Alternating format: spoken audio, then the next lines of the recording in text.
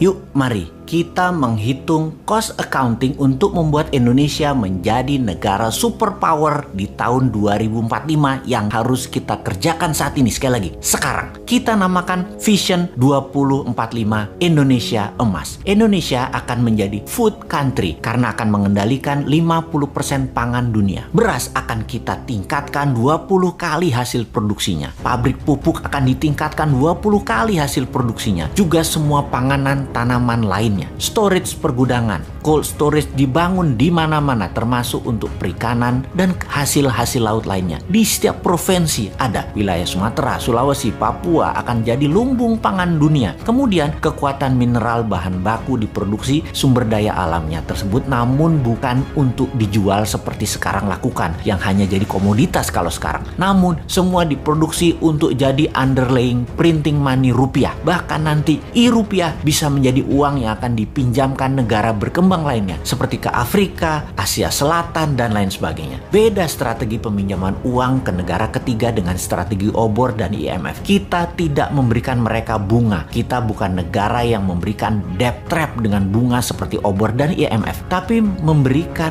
finish produk yang mereka buat untuk Indonesia dengan harga 20% lebih murah untuk produk dan bahan yang Indonesia tidak bisa produksi. Lebih elegan cara kita. Namanya juga New Mind. Lalu kita akan menguatkan kekuatan armada perang kita dengan 4 angkatan perang dengan kekuatan laut didahulukan. Armada laut dan transportasi laut Indonesia akan menjadi terkuat di dunia karena akan membangun kapal mulai dari kapal nelayan hingga kapal kargo, mother vessel hingga kapal perang. Kita akan kembalikan kekuatan kerajaan Sriwijaya dan Majapahit. Ditambah mata elang kekuatan pesawat udara jarak pendek di mana Indonesia akan memproduksi pesawatnya Pak Habibie. Lalu kekuatan Space Army dengan satelitnya ada di mana-mana. Lalu kita akan membangun infrastruktur jalanan, rel kereta api, pelabuhan kapal laut, terminal bus, dan truk kargo untuk mobilisasi produk dan manusia termasuk memproduksi kendaraannya. Lokal kontennya harus mendekati 100% semua proyek ini. Dan ada sebuah hal yang penting lagi, yaitu membangun 10